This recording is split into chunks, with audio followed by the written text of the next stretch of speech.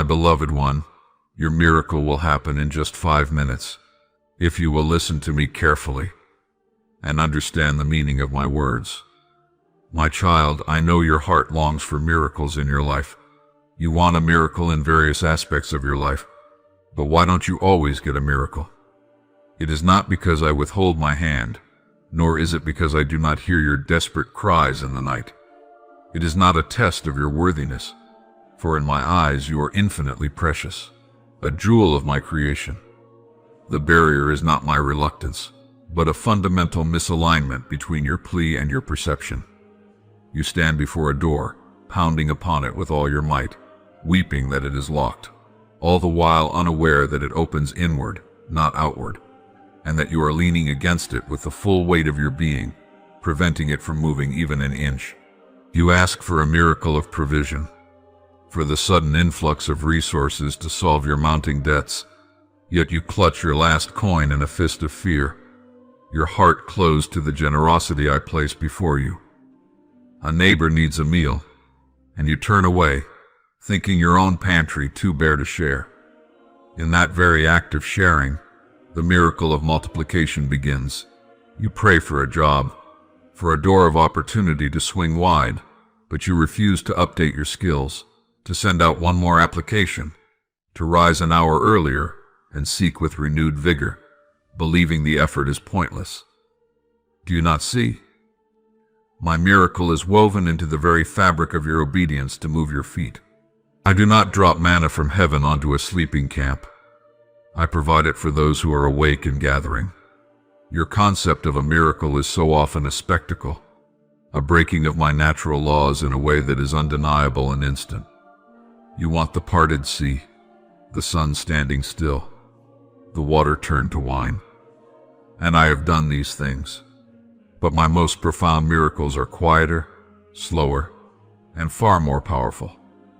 They are the miracle of a hardened heart softening over time, the miracle of a seed breaking its shell underground long before the green shoot ever sees the sun, the miracle of forgiveness blooming in a place where only bitterness could grow. You are watching the clock, demanding a spectacle at 3:05, while I am orchestrating a symphony that requires the precise timing of every instrument, some of which have not yet even been tuned. Your 5 minutes are not a countdown to a fireworks display. They are the moment you finally choose to step into the current of my will, where the flow of my power can immediately carry you. You ask for a miracle in your body, for healing to course through your veins and restore your strength. You pray with fervor, yet you fill the temple of your body with worry that is a poison, with bitterness that is a cancer to your soul, with foods that weaken and habits that destroy. You ask me to repair the vessel, while you insist on striking it against the rocks of anxiety and self-neglect. The miracle of healing begins with a miracle of peace. It begins when you, right now, in this very minute, choose to release the anxiety that chokes your faith. That release is the first domino to fall. When you surrender the illness to me not with resignation but with trust, you create a space within you, a holy, vacant lot, where my healing power can begin to build. It is not always an instantaneous flash. Sometimes it is the slow, steady, miraculous rebuilding of a cell, then a tissue, then an organ, as your spirit aligns with the truth that you are already whole in my sight. In your relationships, you beg for a miracle of reconciliation, for the broken bridge to be mended. You pray for the other heart to change, to see the error, to apologize, to return. But my miracle often starts not with them, but with you. It starts in the 5 minutes you decide to dismantle the altar of your own righteousness. It begins when you let go of the detailed record of wounds you have kept, when you exchange your demand for justice for my gift of mercy. You want me to perform surgery on their heart, while yours is shielded by pride and protected by pain. Open your own heart first. Forgive them, not because they deserve it, but because you deserve the freedom that forgiveness brings. This act of will, this choice to unclench the fist of your grievance, is the most powerful miracle-working force in the universe. It changes the spiritual atmosphere around you instantly. It may not change them today, but it will change you, And that, my child, is the primary miracle I am always working towards. You feel abandoned in your loneliness, and you plead for a miracle of companionship, for a friend, a partner, a community. You look at the empty spaces around your table and your heart aches. But I see you scrolling through images of others' lives, comparing your solitude to their gatherings, and sinking deeper into the isolation of your own making. The miracle of connection is waiting for you to look up from the screen and see the world I have placed you in. It is in the 5 minutes you choose to walk to the park instead of pacing your living room. It is in the smile you offer the grocery clerk, the conversation you start with the person next to you in line, the courage to say yes to an invitation you would normally decline. I am constantly placing people in your path, but your gaze is downcast, focused on the shadow of your lack, and you step right over the opportunities I lay before you. Community is not found. It is built one brick of courageous interaction at a time. Start laying those bricks now. You desire a miracle of purpose, to feel that your life has meaning, that you are not merely drifting. You cry out for a sign, a clear direction, a roadmap. But you stand at the crossroads waiting for a billboard to light up with instructions, while I have given you a compass that is always active. Your passions, your skills, the quiet nudges of your spirit that urge you toward a certain path. The miracle of direction is granted to those who are already moving. Take one step, any step, in the direction that feels most aligned with the love I have placed within you. Start that project. Volunteer for that cause. Enroll in that class. As you move, I adjust your course.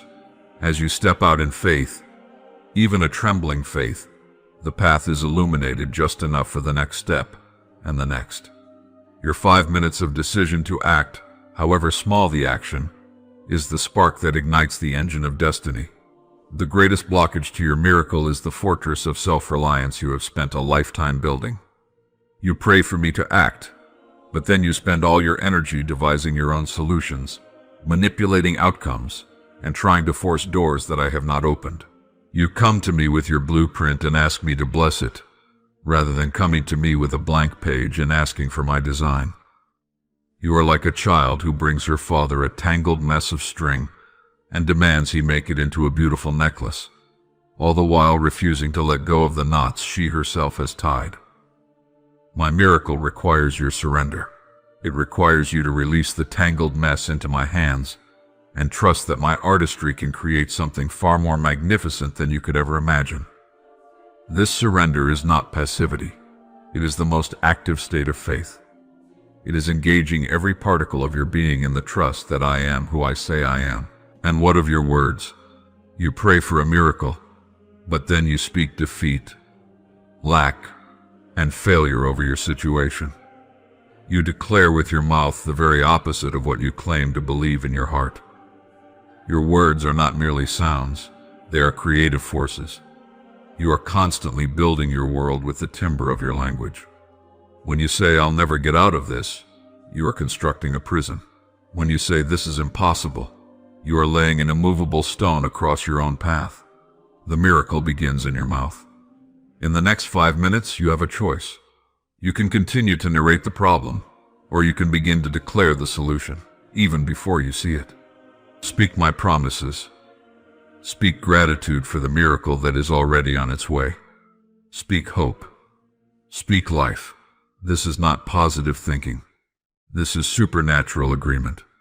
It is using the authority I have given you to call forth those things which are not as though they were, just as I do. My timing is perfect, but it is not your timing. You live within the linear confines of seconds, minutes, and hours, and you grow impatient when my schedule does not conform to your wristwatch. I inhabit eternity. I see the end from the beginning. I know the perfect moment for the intersection of 1,000 different variables, people, circumstances, events, that must converge for your greatest good and for my greatest glory. The 5 minutes I speak of is not a measure of earthly time, but a quantum shift in your spirit. It is the moment you finally yield, finally believe, finally obey, finally see. In that instant, The spiritual reality that has always been true, your victory, your provision, your healing, manifests in the natural realm. The delay is never in my delivery system. It is in the reception of your heart. And you ask of the times when the sea was rolled back like a scroll, when the sun paused its fiery course across the sky, when the walls of a mighty city fell flat at the sound of a shout. You look upon these events recorded in your scriptures, and you see the spectacle, the awesome, undeniable power. But, my child, you see only the eruption of the volcano, not the millennia of pressure and formation that preceded it. You hear the symphony's final, crashing chord, and believe it to be the entire piece of music. These moments were not isolated acts of power for power's sake. They were the perfect, inevitable culmination of a process. The moment when the faith that had been forged in the hidden fires of obedience and patience finally intersected with my perfect will. The miracle was not the event itself, but the perfect timing of it. Consider the man Moses, standing on the banks of the Reed Sea. The water lay before him, a vast and impossible barrier. Behind him thundered the chariots of a Pharaoh who had finally fully hardened his heart against me. The people cried out in terror, not in faith. They saw only two certain deaths, drowning or the spear. They had seen the plagues, they had walked out of Egypt laden with gold, yet their hearts still lived in the slavery of fear. Moses too felt that human terror, but in that moment his years of preparation clicked into place. 40 years in the palace learning the ways of power, then 40 years in the wilderness herding stubborn sheep, learning the ways of humility and listening. In the silence of the desert, he learned to hear my voice above the bleating of the flock and the whispers of his own failure. So, on that bank, with chaos screaming behind him and impossibility before him, he did not cry out in panic. He had been prepared. He cried out to me, yes, but then he listened. And my instruction was not a complex strategy. It was a single, seemingly absurd command. Tell the Israelites to move on. Raise your staff and stretch out your hand over the sea to divide the water so that the Israelites can go through the sea on dry ground. The miracle happened, not when the water parted, but the moment Moses chose to lift his staff. That was the perfect time. A moment earlier, and the people would have attributed it to a natural tide or a strange wind, their faith untested and therefore unstrengthened. A moment later, and the chariots would have been upon them, and faith would have been swallowed by despair. The perfect time was the precise nanosecond when human obedience, however trembling, activated my divine command. The sea did not part because of the staff, it parted because of the faith that lifted it. The years of preparation, the failed attempts in his own strength, the quiet waiting, it was all for that one obedient gesture. The miracle was the fruit, and obedience was the root from which it sprang. Think of my servant Joshua before the walls of Jericho. To the natural mind, it was the most foolish military strategy ever conceived. Marching? Silence? Shouting? Priests with trumpets? Where were the battering rams, the siege towers, the tunnels? For 6 days they marched in a silent procession, a parade of seeming futility. Can you imagine the taunts from the walls? The doubt rising in the hearts of the soldiers? The temptation in Joshua's own mind to abandon this bizarre plan and try something more reasonable? Each day of silent obedience was a layer of faith being laid down. Each day they overcame doubt, ridicule, and impatience. They were not just walking around a city, they were walking in obedience, and with every step they were dismantling the fortress of their own self-reliance. The perfect time for the miracle was not on the first day, when enthusiasm was high. It was not on the third day, when doubt might have begun to creep in. It was on the 7th day, after the pattern of obedience had been established, after the people had learned to trust a command that made no logical sense. The walls fell at the appointed shout because the shout was the final expression of a faith that had been built, brick by brick, over 6 days of silent submission. The miracle was the collapse of stone, But the greater miracle was the construction of a people's trust. The timing was perfect, because their faith was finally ready to receive the victory without crediting their own strength or wisdom. The victory was, unmistakably, mine. And what of the sun standing still over Gibeon? You marvel at the celestial mechanics, the suspension of the natural order. But see the context. Joshua was in the midst of defending a promise I had made. He was fighting a battle of obedience, fulfilling a covenant. He was not pursuing personal glory or expansion of his kingdom. He was acting as my instrument of justice. His prayer, "O sun, stand still over Gibeon, O moon, over the valley of Ajalon," was not a presumptuous demand for a sign. It was a plea for the continuation of a victory that was already in motion according to my will. He was not asking for the battle to be won. He was asking for more time to complete the work of winning it. The perfect time for this miracle was not at the beginning of the battle to ensure a quick win, nor at the end to provide a dramatic finale.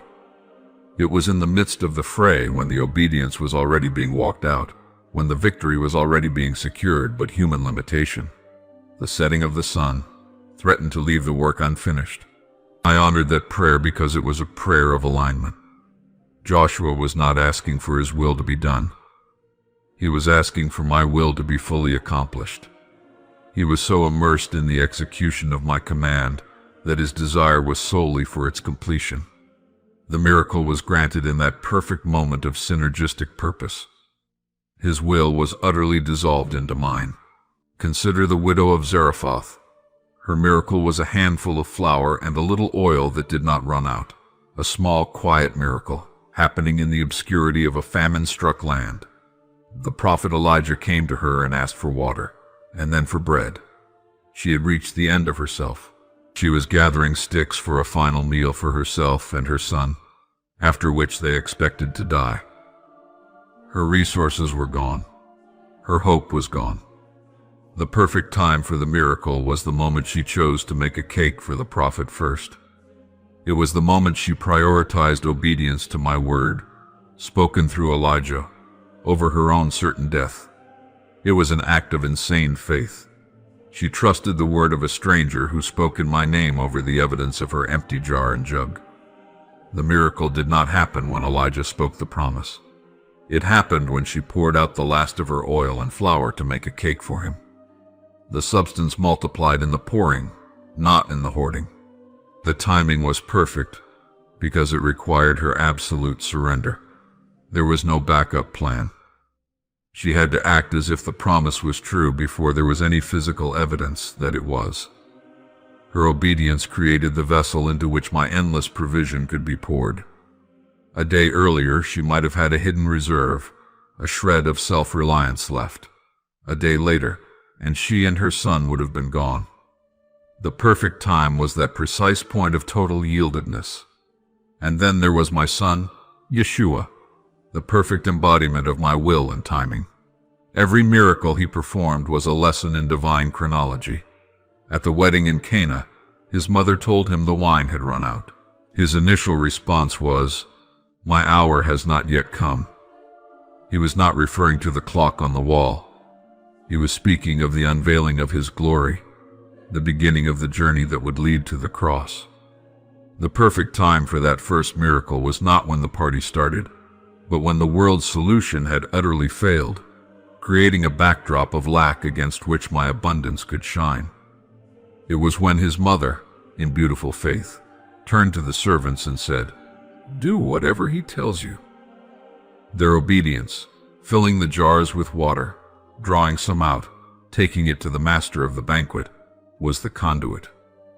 The miracle happened in the moment of their unquestioning action. The timing was perfect because it served a higher purpose than merely saving a social embarrassment. It served to reveal his glory, and his disciples put their faith in him. Think of Lazarus, dead in the tomb for 4 days.